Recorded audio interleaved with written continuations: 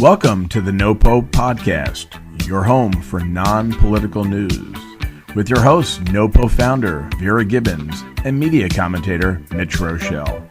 NoPo, news without the noise.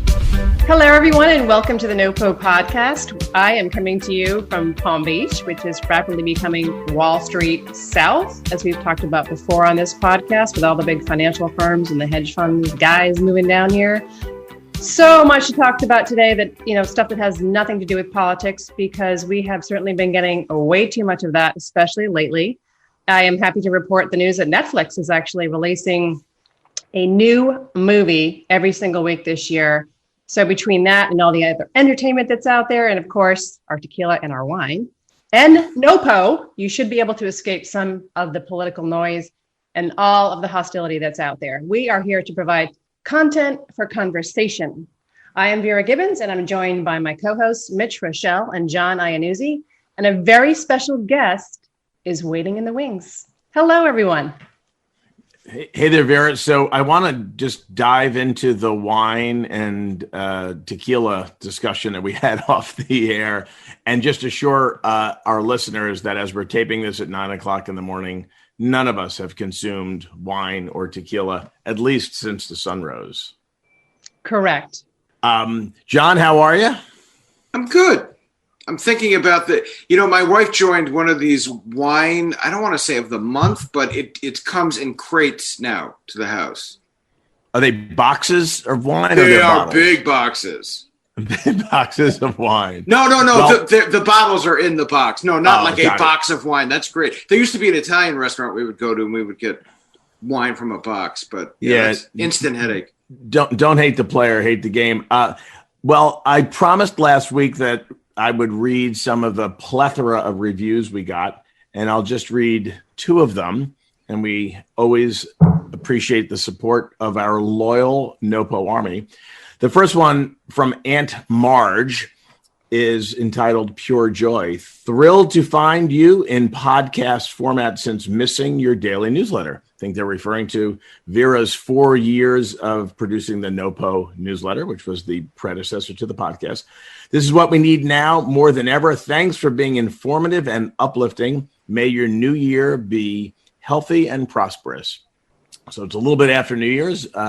Took me a while to read this one. We also took a hiatus. And here's one more. I started the NoPo podcast a week ago.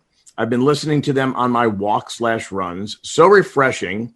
And I take at least one golden nugget from everyone I listen to. From the episode with D1, he was a rapper we had on a couple of weeks ago. Now my husband and I are obsessed with the Queen of the South because of the episode you had with Scott Stanford. That was a couple of months ago. Keep them coming. Hi to Sunny and Little Lemon. And John, I think these are part of your army. That came from Dumpling 818. This is our West Coast fan base. Huge. That's from LA. Excellent. And this last one is entitled Crumbs. Listening to your podcast while shoveling snow, and I'm now missing Crumbs Bakery. For those of you who aren't familiar, Crumbs was a bakery that basically made nothing but cupcakes. P.S. The black and white cookie cupcake at Crumbs Bakery was called the Artie Lang. So, in any event. So thank you to those three reviewers and for all the people who gave us 5 stars. And tell all your friends, and I'll beg for some more downloads at the end of the show. But without any further ado, I want to introduce our guest who will be joining us for the balance of the show, which is all of it. Lee Carter, who is a pollster, a media commentator, a word expert, and the author of the book Persuasion, and a regular on Fox News and Fox Business, who I've had the pleasure of sitting across from, sometimes next to, on Mornings with Maria for the past 4 years. And without any further ado, from her castle in Westchester County, Lee Carter, welcome to the NoPo Podcast. Thanks so much. I'm happy to be here with you guys. Well, Vera, I think you're going to be talking about the Consumer Electronics Show, which is in Las Vegas, but virtual this year. It seems appropriate, I guess, that the CES would be virtual, but what are some of the cool things that you're talking about? Well, it just wrapped up. I saw lots of new baby tech. That's a real booming area now to keep your baby safe. That's something Lee might be interested in because she's mom to a 20-month-old Lee or 19-month. Yeah. So there's lots of fun baby tech, the home tech, the stuff, COVID-related tech. Mitch, you might be interested in the Bluetooth-enabled face mask, since I know you have difficulty speaking with a face mask on. Headphones, the usual stuff. I like the robot that there's one that's the personal butler that will pour your wine and fold your laundry. So that was kind of fun. But my personal favorite from the Consumer Electronics Show, and that's the world's biggest tech show for those who aren't familiar with the show, was this machine called the Cold Snap. It's sort of like, it's kind of like a Keurig for soft serve ice cream. You make little ice cream pods. So that one's generating a lot of buzz, and that was my personal favorite. How about you guys? Did you see any of the cool stuff coming out of the show? I am obsessed with all the baby tech because I don't like it.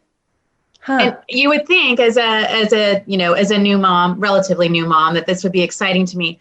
I find all of the tech gives parents more reasons to be neurotic.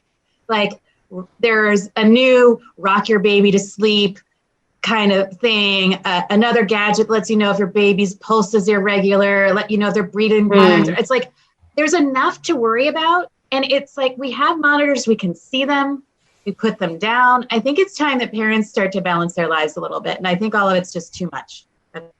That's a good point. Sometimes when I babysit my niece's baby, I watch the baby on the monitor when the baby's sleeping, and then my niece, who's out, watches me watching the baby on the monitor. So it's like I can't do anything. It's like I feel like I'm being watched 24/7. The poor kids too. What happens when they're a little bit older? We're going to try to control every aspect of them. I just think you got to let go a little bit. Oh, and you will. You know what's interesting, and it shows you how electronic parenting has gotten. My son left this morning to drive back to Ann Arbor, Michigan, and I literally can track his movements and his driving speed on my phone. Driving speed? Yes, there's an app called Life 360, and I literally could track how fast he's driving. And it's actually a great tool for parents of new drivers that are just completely freaked out. But getting it for my stepson. But you know what? Yes, but you just have to kind of let some of this go. I remember when my kids were of the age of baby monitors and we lived in New York City, baby monitors were not Bluetooth because I don't think Bluetooth even existed at the time. They were radio frequency, and we lived in an apartment building, and we would inevitably hear other people's conversations in other apartments.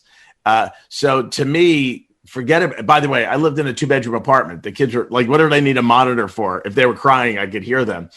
But the greatest thing was leaving it on and hearing all kinds of things going on in other people's apartments. Now the technology is too good. Things are encrypted. You can't eavesdrop on your neighbors. Like, this isn't fun anymore.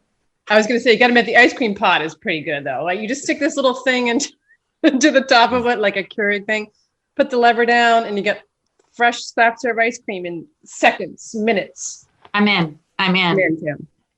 Lee, though, on baby tech, do you notice, because I'm in the same boat you are with a approximately 2-year-old, how quickly some of the baby tech gets recalled? You have to really be on top of this. It's like stuff that we received at the baby shower has already been like recalled.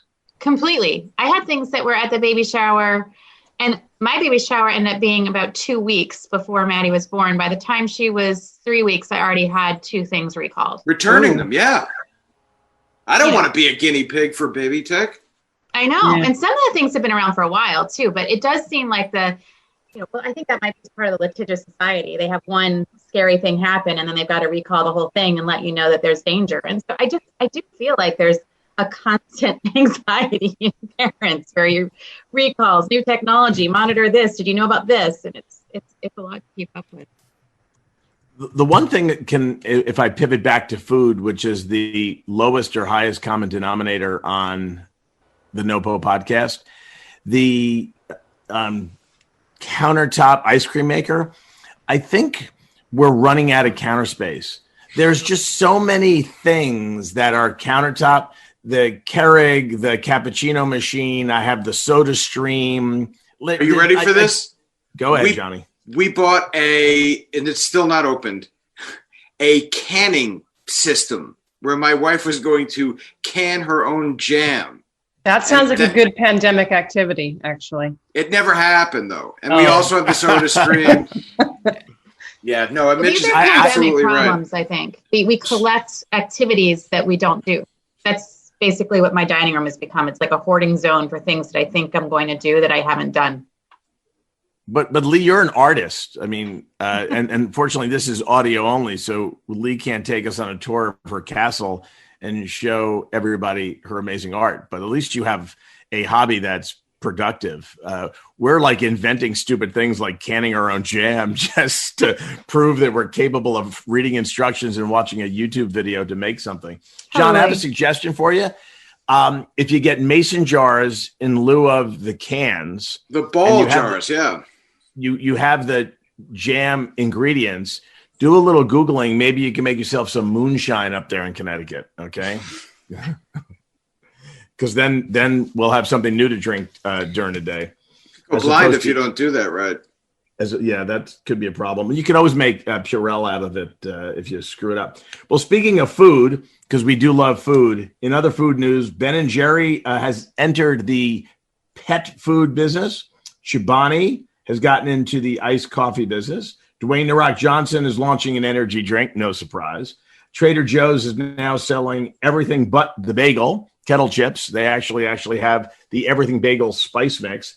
And Girl Scout cookie season is upon us. And there are some new flavors. And I want to read you. There's a new Girl Scout cookie called Toast Yay. Toast Yay cookies. Wait until you hear this one. They are available for all of those who are buying Girl Scout cookies. Each delightful toast-shaped cookie is full of French toast flavor, and it has the flair and stamped Girl Scout emblem on top of it. So it's a little, I'm looking at it, it looks like it's cream filled or has cream on one side, and it's the shape of a piece of toast. The problem is, where are we getting Girl Scout cookies now? Because normally Grubhub. Oh wait, John, you have an answer? I have already ordered a bunch. People are texting me the link to order them. Actually, they're in the trunk of the car, and so if you want to stop by, well, normally I can't bring them in the house. It's a problem, right? Like, how do you decide? The Girl Scout cookie thing to me, so usually I just give a couple here, a couple there. You end up with way too many Girl Scout cookies. But this year you have to order them. You can order them online, but then there's $10 shipping. So if I'm like, is that what I paid? I paid $10 in shipping? $10 for shipping. So if I divide it between my 6 friends with kids doing it, now I'm $60 in shipping just to support them. So I wish they could say, here are the kids and allocate it. Maybe they could be a little more creative. Well, on money in shipping. On the topic of Girl Scout cookies, I'm going to read all the flavors, and then I'd like everybody to say which is their favorite. There's, of course, the Thin Mints. There's the Lemonades. There's the Lemon Ups, which are different from the Lemonades. There's the Caramel Delights, also known as Samoas. There's the Shortbread. There's the Dipsy Doos, which is a peanut butter sandwich. There's the Peanut Butter Patties, also known as Tagalongs. There's a Caramel Chocolate Chip, which I didn't even know existed. There's Toffee Fantastic. There's the Girl Scout S'mores, which are chocolate coated. And then there's the S'mores, which is a sandwich cookie. So of those, and I don't know which of them are vegan and which one aren't, what is everybody's favorite? Thin Mints is a staple in this house. I'm going for the Samoas. Those are the caramel ones, but it's so hard to eat just 1 or 2 of those. You kind of go for 4 or 6, or before you know it, the whole box is gone. The whole box. Yeah. Mm-hmm. You know what you do, Vera? You eat the whole box, and instead of riding from Palm Beach to Manalapan, you ride from Palm Beach to Vero Beach, and then you're good. It's a vicious cycle, Mitch. It's a vicious cycle. Yeah. I'm going to try. I'm not a fan of refrigeration, by the way. You asked if I refrigerate them. You eat them room temp. I'm going with the Dipsy My mom puts Doos. the mints in the freezer, the Thin Mints in the freezer, and she likes them that way. Interesting. That sounds smart. I like your down mom. in Florida, I know your mom's not in Florida, or is she in Florida? Your mom? She was. She's come back. But in Florida, you got to stick everything in the refrigerator because there's a combination of bugs you've never seen before in your life. And they're like 3-dimensional, the bugs down there. By the way, I think we started talking about iguanas like on our first show. And I think the first show was called Iguana Invasion. And multiple people who've talked to me about the podcast always say, when are you guys going to bring up iguanas again? So I just did it I could just see like an iguana walking across Vera's countertop in Palm Beach, walking past all these new devices she has on her countertop with a Thin Mint in its mouth. That's my. You never know what you're going to see down here.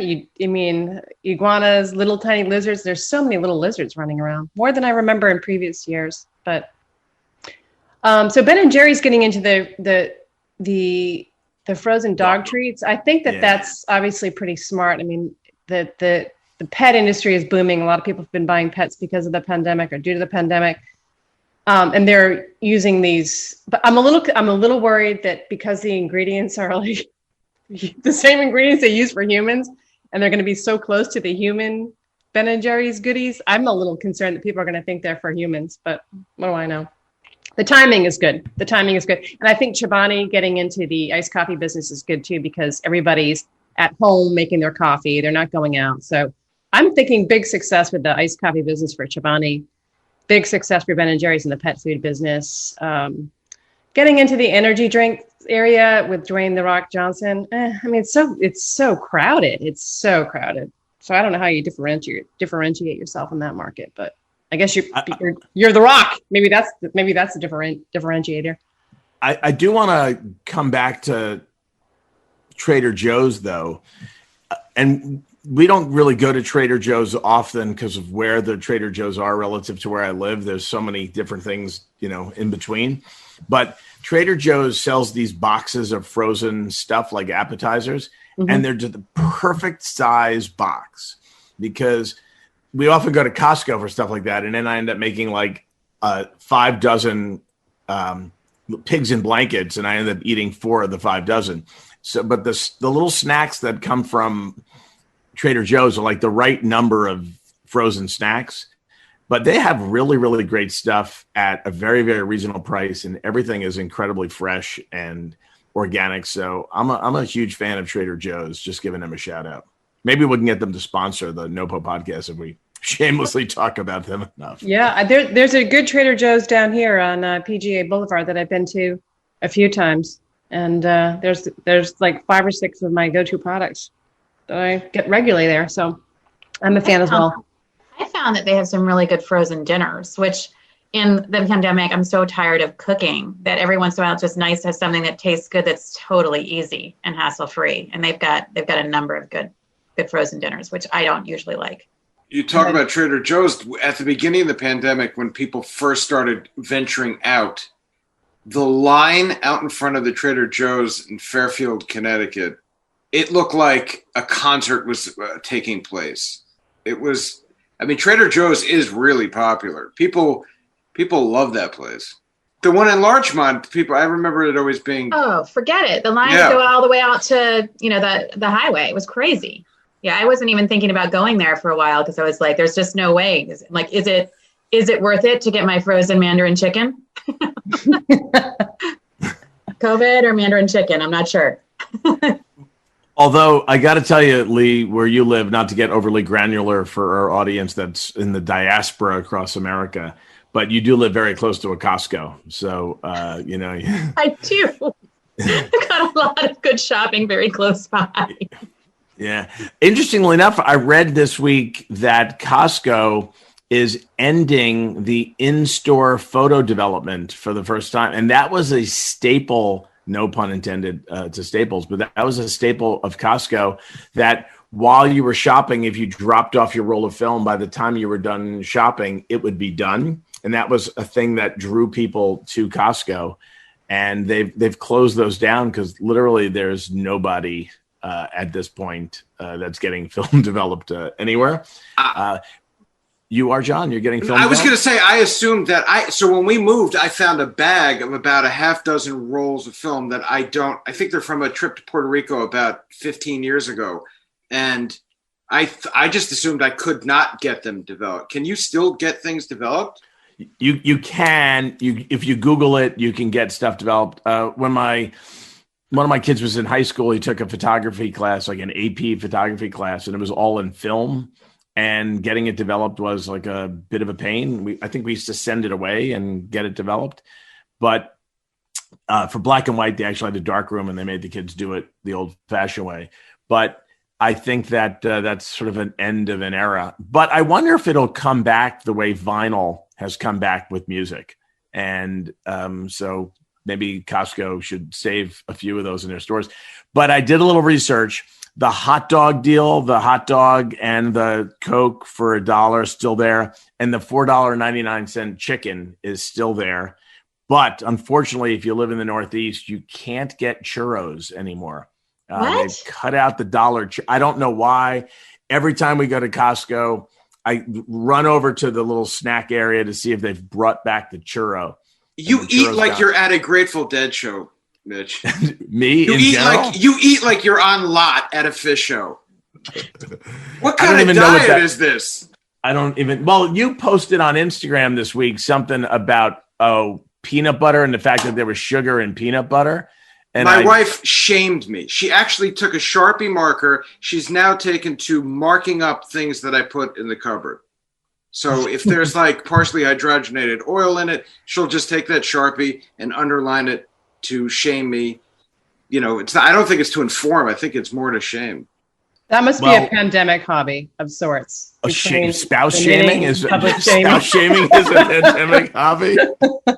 You know, people have time on their hands, so it's like shaming. Let me shame my spouse and let me eavesdrop on my child. I think that's what's going on during the 2021, the year of shaming and eavesdropping. Well, Vera, we've talked in the past a bunch about stuff we're watching, and you mentioned Netflix dropping a movie every week. What else is going on out there in the world of streaming in terms of new shows? Well, the reboots, of course, have been big. I don't have any interest in watching reboot of the Sex and the City, but that just made headlines saying that's happening again. I have not seen the Wonder Woman 1984, but I guess a lot of people have because it's been killing it at the box office. And the other one that doesn't really interest me, even though I do watch a lot of TV and I do watch a lot of documentaries, I wouldn't want to watch the Tiger Woods documentary. How about you guys? Any of those of interest to you? You wouldn't want to watch it? I wouldn't. No. I saw Rachel Yucatel on like Extra last week or the week before promoting it. And I just thought she sounded worse than I thought she was going to sound. Well, two things about the Tiger Woods documentary. Number one, if you didn't watch the father and son tournament, or at least watch some memes from it, and watch Tiger playing with his son Charlie in the father and son, and his son Charlie is either 9 or 11. It's one of the two. But it was phenomenal just to watch not only the father-son dynamic, but how similar they were in their mannerisms and stuff. And so that to me was real. And the documentary is probably contrived, but we know Tiger Woods' story, right? And, he was on the Mike Douglas show, hitting out of a sand trap when he was 3 years old, and he became the greatest thing ever to play the game. And then injuries and other life issues got in the way, and then he rallied back. Like, we know the story. I don't know. I just cringe when Rachel Yucatel was saying he was my tiger. I just went, oof. Yeah. Yikes. That part I don't like. I agree that, the golf side of the story would be interesting to follow, but the whole affair stuff, doesn't. Yeah. Well, the wife taking a 9-iron to his windshield. That's ugliness that either we need or we don't need. I haven't figured it out yet. I'm guessing there's a good reason for that 9-iron. That's all I have to say. Yeah. Oh, it's somebody he met in a Hooters or a Waffle House. Plural. He's lucky he got it in the window. Yeah. Well, he was faster than she was. That's the. That was a bad night for him. By the way, we're watching. I often share with the listeners what we've been binge watching, and I'd love to go around the horn to find out what we're watching. But Debbie and I are now watching Outlander on Netflix, which you would think, and I'm probably going to get some feedback from some of our loyal listeners, you'd think that I'd never watch it because it's a period piece, and I didn't want to watch The Crown because it was a big investment in time and it was British and stuff. But now I'm like totally sucked into it. We're like the second episode of season 2. And I actually, would stay up until like 2:00 in the morning to watch just one more episode. So we're in it. I don't know if I'll make it through all 6 seasons, but we're knee deep in Outlander. Oh, that brought silence to the group. I didn't want to step on anyone. Yeah. What, Lee? Do you have time to binge watch anything? Of course. I think it's the only way that you survive right now is some element of escape. I think every day I've got to find at least an hour to unwind and decompress. And what we're watching right now is Defending Jacob. You watch that? That was great. Yes, that was great. Yeah. It's so good. My husband has this thing, though, after every episode of trying to tell you exactly what's going to happen. I don't know if you guys have this. It's like he's a predictor. He's a predictor. And it's like so annoying, but it's more annoying when he's right. Yeah. But it's a great show. I highly recommend it. What's that about? That is not on my binge list. So it's on Apple TV Plus, I guess it is, and it's a family of 3, and the son is accused of murdering a classmate, and it's the story of their trial and sort of like a whodunit, and it's really complex. It's amazing acting. It's a great cast. Highly recommend it. We watched that, and there's also a similar thing on HBO Max that was also sort of a murder mystery kind of thing that we got sucked into. But we were also watching simultaneously with watching Outlander, we're watching Cobra Kai. And I literally cannot recommend Cobra Kai enough. And if you're not familiar with Cobra Kai, it's the Karate Kid, the original Karate Kid, fast forward about 35 years or something like that, with the same actors, and it's in modern version. They're adults, and it's real. It's so cheesy. It's really, really good, and I really encourage you. They're half-hour episodes, and if you've already gotten through Schitt's Creek and you're looking for something that's kind of similar, you can fly through a ton of them. So So I actually subscribed to, and first of all, it's amazing that the amount of different streaming platforms. If you notice, each one that we've talked about is on a different platform, which is a different separate subscription. And but anyway, I subscribed to Cobra Kai when it was on YouTube Red a few years ago. Right. And I loved it. But then we started watching Ozark, on Netflix, and it is so good. And we finally finished it and caught up with it. And then it was one of the nights that my mom was watching the baby. So we jumped directly, just keep going. So we went into Cobra Kai, and the acting on Ozark was so good that here comes Cobra Kai, which was so cheesy. I had to tap out. Oh, really? It was so bad, Mitch. It was so bad. But let me tell you, it falls into the category. It's so bad, it's good. That's how bad / good Cobra Kai is. But the music, it's the music from the 80s. It's the same strip mall in Encino, California, wherever they lived, and I can't get enough of it. So you think I should give it another chance? This is season 3, right? That I'm watching. Season 3 is up because the first 2 were on YouTube TV, but we're in season 1 on Netflix because it's all been repackaged and put on Netflix. So, all right. Well, talk to me when you're in season 3. All right. Well, you think I'm going to make it that far? I gave up on Schitt's Creek at some point because I just had absolutely positively had enough. So. And so, Vera, just for the record, you are not watching Sex and the City, correct? Correct. Correct. I didn't watch it in the 90s when it was hot and everybody was watching it. Or was it I guess it was about 20 years ago. And the thought of watching these women now in their 50s just doesn't really interest me. I also have a problem with New York City because I'm out of New York City. My passion for New York City is sort of dead on arrival to some extent. So I don't know, but apparently they're making a lot of money for this, $1 million an episode or more than that. And Kim Cattrall is out, but the rest of the cast is in. She was always fighting, I think, with Sarah Jessica Parker. They none of those guys get along or something. I don't know. I see them fighting over who's wearing more expensive shoes or something like that. The one thing, and I'll throw this out as a question, and we're about to wrap up before we go. I'd love to get everybody's perspective.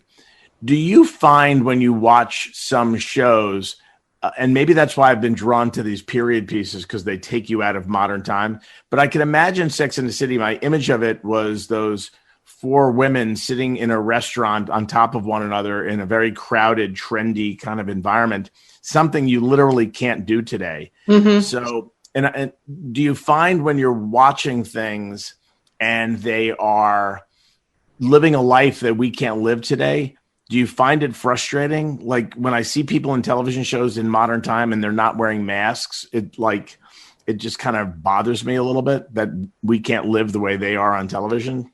It looks weird when you go back and see these shows of people in the city, in a bustling New York City, walking around, cabs going by, no masks, tons of people everywhere. I'm like, ooh, look at that. Look at Park Avenue. Remember when it was like that? Yeah. What bothers me more, and I can't watch, is the shows that try to integrate COVID into the story right now. Oh. I'm trying to escape. And you turn on like Grey's Anatomy or whatever, The Good Doctor, whatever shows are now coming back. And it's like, I'm trying to escape from COVID. I don't want to watch people in the hospital COVID. I don't want to see you with your masks. I don't want to hear about the dangers. I just want to escape. That to me is the worst. I can't watch those shows that integrate in this stuff. Mm-hmm. John? No, I'm with Lee. And I'm noticing it slowly trickle in now. And you can almost mark time by it. You could say, oh, wow, production on this must have started because the masks all of a sudden just appear. And some of them, they don't even really acknowledge it. It's just, they're just talking through a mask. Well, This Is Us, which came back, which we used to like, when it came back, they were wearing masks and at the risk of this falling into the world of political, I won't say it, but it just seemed very intentional, the mask wearing in the show. And it just bothered me because I agree with the point you made, Lee, that we just all want to get away from that. And maybe that's what's drawn me to something that I thought I'd never want to watch, which is late 18th century Scotland. So, Lee, how you said before that you find an hour a day, and this is something my wife and I are really struggling with. I want to get her that hour. How do you do it? I stay up later than I should. It's usually like 10 to 11. Yeah. And, all right. So there's no secret. I mean, that's it. There's no secret. It's just, but it's the only way I find I really get to unwind. As if I make the time late. Stay up late. Yeah. I know. I wish I had an answer. I wish there was a way to find another hour or two in the day. Maybe CES can figure that out next year. The 25-hour day. The only good thing about this pandemic, Lee, is that when we have to be on morning television, there's no car in your driveway at 3-something in the morning. That's the only good thing. Thanks, and my bed is literally, this is where I broadcast from, and my bed is literally 20 feet over my right shoulder. I know I don't get out of bed and just plop into this chair. Although one funny story, right after the pandemic, Fox News started and the lockdown started in maybe the first week of April. Fox News is broadcasting 24 hours a day as opposed to 18 hours a day of live television. And they booked me for 1:00 in the morning, which wasn't totally unreasonable. And I guess I must have done well. So they booked me every day that week. But the next day it was 2. The next time it was 3. Then it was back to 1. And I was talking to Trace Gallagher during the break, who was anchoring those 3 hours. And he thanked me for getting up so early and whatever. And I clearly had bedhead. And I said, Trace, I got to be honest with you. And these were things where like, I didn't really even know the topic until like 15 minutes before. So like I wouldn't even put my contacts in. I could barely see the screen in front of me. But anyway, Trey asked me a question. I said, I know where you're going. And I lifted up my leg and I showed him that my pajamas were still on. I was wearing a shirt and a tie and a jacket. The pajamas were still on. The slippers were on. And I would I'd wake up at like 6 o'clock in the morning as if I did that in a dream. And I went and I told somebody the story recently. And I pulled the tapes to find out if I even sounded coherent in the middle of the night. And I was surprised that I did. Amazing what you can do. The beauty of not having a car in your driveway at 1 or 2 o'clock in the morning. In any event, John will probably cut that out, but that was just for our benefit. Lee, thanks a million for jumping on the NoPo podcast. Happy to be here. You guys are great. Appreciate it. You are awesome and glad you could finally be a part of this fun. You're welcome back anytime. I want to thank, obviously, John and Vera for keeping this fun going. This is the way we spend our Fridays, although you don't listen to it, many of you, until maybe Tuesday or Monday. And most importantly, our growing army of listeners, our subscription numbers continue to rise. The downloads continue to rise. And we're going to expand some of the platforms that we're on.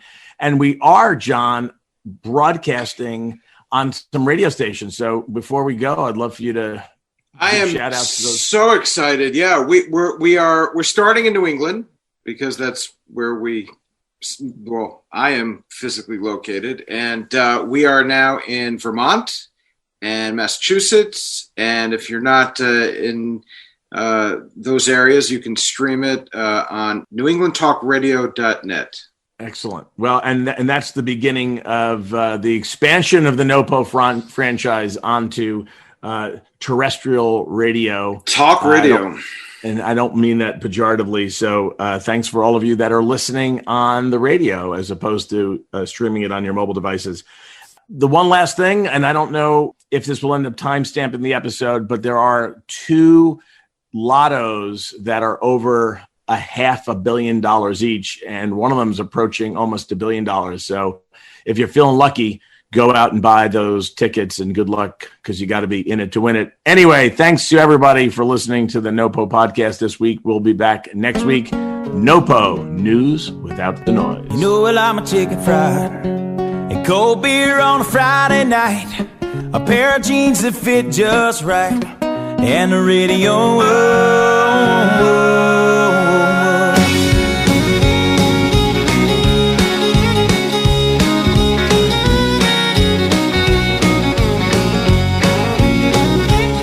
Well, I was raised up beneath the shade of a Georgia pine, and that's home, you know, sweet tea, pecan pie, and homemade wine, where the peaches grow. In my house, it's not much to talk about,